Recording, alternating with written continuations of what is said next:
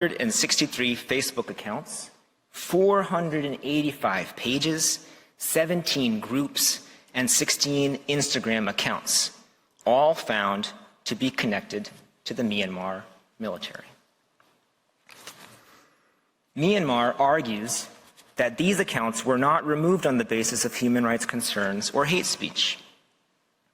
First, several accounts, including the official account of Senior General Min Aung Hlaing, were in fact taken down over human rights concerns. Second, Myanmar ignores the meaning of CIB.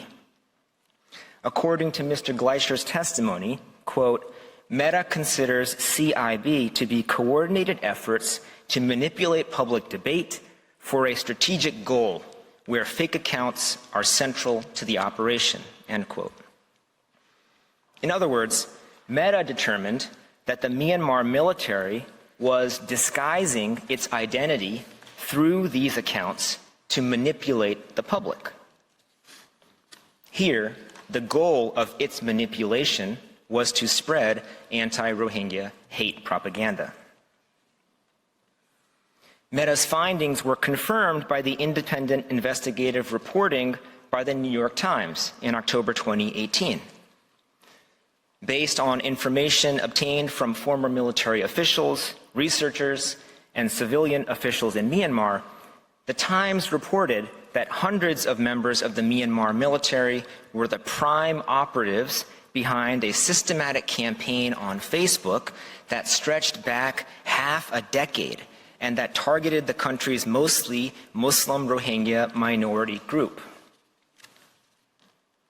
A separate independent investigation by the IIMM confirmed that the accounts taken down by Meta formed an interconnected military network. The mechanism, which was given access to many of these accounts, including their public posts and metadata, found conclusively that these accounts, quote, formed part of a network on Facebook that was connected to the Myanmar military, end quote. Those links include overlapping administrators and creators, overlapping accounts posting to these pages, shared usernames and email addresses, the appearance of the abbreviation DSITD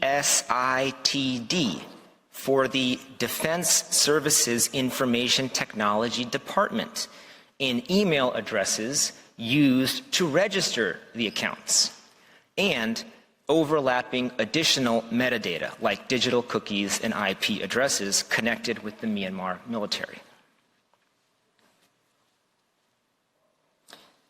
So how does Myanmar respond to this incontrovertible evidence?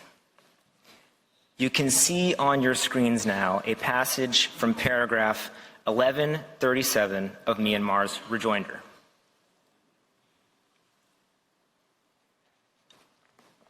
Without providing any evidence or citations for its assertions, Myanmar admits that some, quote, government employees or members of the Tatmadaw or the police force created fake Facebook accounts.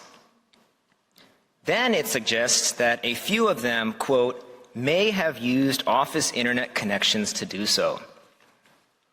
Then it speculates, again without any evidence, that they might have done so outside the scope of their employment on their own initiative.